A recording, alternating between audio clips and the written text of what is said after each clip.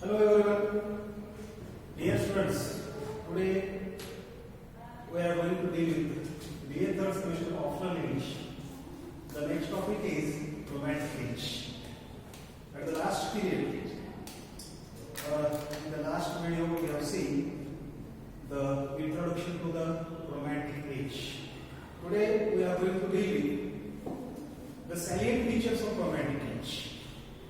Dear students, Romanticism was a literary movement that emphasized nature and the importance of emotion and artistic freedom. In many ways, the writers of the era have rebelled against the attempt to explain the world and human nature through science and the laws of the individual revolution. In Romanticism, emotion is much more powerful than rational thought. Today, we will see some salient features of romantic age, and in them, these are the salient features of romantic age. First one, glorification of nature. Second one is awareness and acceptance of emotions. Third one is celebrations of artistic creativity and imagination. Fourth one, emphasis on aesthetic beauty. Fifth one, themes of solitude. Next one, it is focused on exoticism and history. Next one, spiritual and supernatural elements. Then maybe the sensory descriptions. Next, use of personification. And last one, that is focus on self and autobiography. These are the 10 salient features of romanticism. Now we will go through one by one with explanation. First one is glorification of nature. Dear students, nature in all its unbound glory plays a huge role in romantic literature. Nature, sometimes seen as the opposite of the rational, is a powerful symbol in work from this era. Romantic poets and writers give possible deep descriptions of nature and its wild and powerful qualities. Natural elements also work as symbols for the unfettered emotions of the poet or writer, as in the final stanza to Autumn by John Keats. Keats was aware that he was a time of consumption throughout much of his short life and career, and his celebration of autumn realizes the beauty in the ephemeral. These are the first, that is these things, that is the glorification of nature. The next one, second, that is awareness and acceptance of emotions. Dear students, in awareness and acceptance of emotions, we can see that a focus on emotions is a key characteristic of nearly all writing from the Romantic period. When we read the words of this period, we will see feelings described in all forms, including romantic and filial, love, fear, sorrow, loneliness, and much more. This focuses on emotions offered a counterpoint to irrational, and it also made romantic poetry and prose extremely readable and relatable. Friends, the next characteristics of this romantic age is celebrations of artistic creativity and imagination. Friends, in contrast to previous generations focus on reason, that is in neoclassical age or in the age of Pope, we can see that is the importance was given to reason. Writers of the romantic movement explored the importance of imagination and the creative impulse. Romantic poets and prose writers celebrated the power of imagination and the process of creativity, as well as the artistic viewpoint.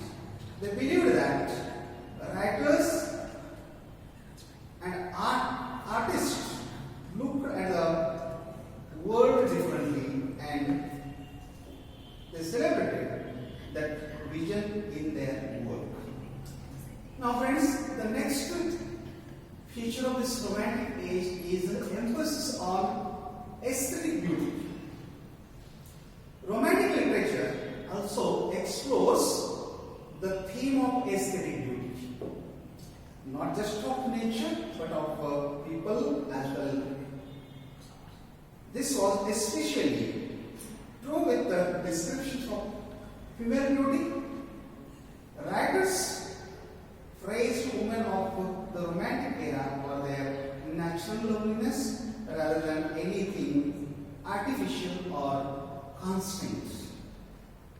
A classic example of this Salient picture is George Gordon or Lord Byron's poem She Walks in Beauty. The next characteristic of this romantic age is themes of solitude. Dear friends, that is solitudeness is an important feature of this romantic age. Writers of the romantic era believed that creative inspiration comes from solitary exploration. They celebrated the feelings of being alone, whether that means loneliness or a much needed quiet space to think and to create. We can see solitary themes in many literary works from this period, including the poem of Samuel Coleridge's, that is Frost at Midnight. Then the next feature of this romantic age is focus on exoticism and history. Here we can see that romantic era literature often was a different focus on exotic locations and events or items from history. Poems and prose touch and antiques and the gifts of ancient culture around the world, and far away locations provide the setting for some literary works of this era. One of the greatest example of is P.B. Shelley's poem As My Lass. The next seventh characteristic of this romantic age is spiritual and supernatural elements. Friends, the writers of the romantic era did not turn away from the darker side of emotion and the mysteries of the supernatural. They explain, or we can say that they explored the contrast between life and death. Many pieces have Gothic motifs, such as manor house in disrepair, dark and night stories, and some of the supernatural elements serve as a symbol for emotions of guilt, depression, darker feelings, and other things, as can be seen here in the poem The Fall of the House of Usher by Edgar Allan Poe. The next eighth characteristic of this romantic age is vivid sensory descriptions. Another salient feature of romantic period and literature is vivid sensory descriptions. The poetry and prose of this period include examples of simile and metaphor, imagery and metaphor, and other sensory details.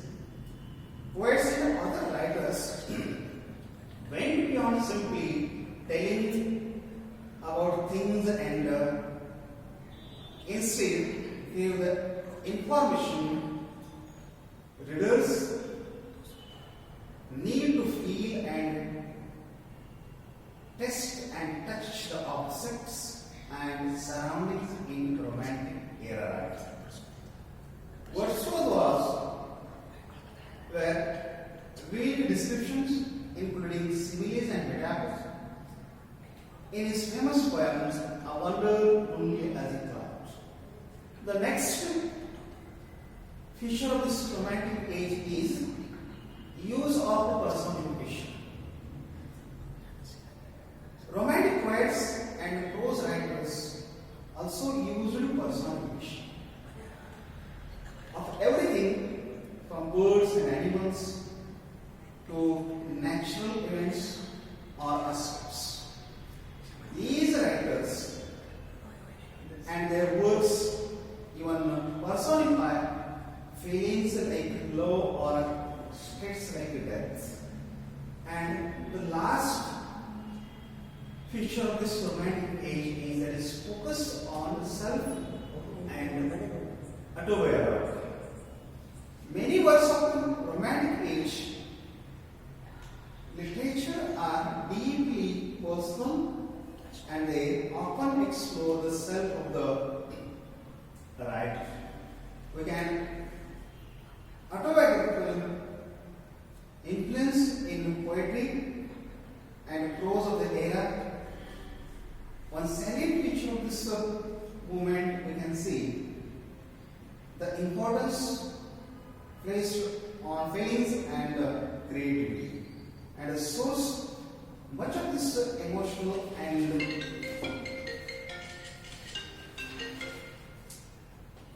artistic work was the background and real life surroundings of the writers. This self-focus preceded unquestioned poetry of the mid-90s.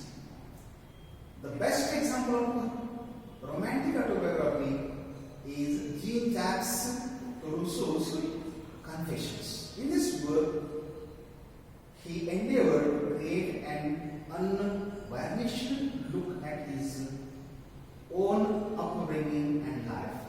Friends, in this way we can see here that the romanticism was a character on emotion as well as glorifying all the past and preferring the medieval rather than the classical and modern age.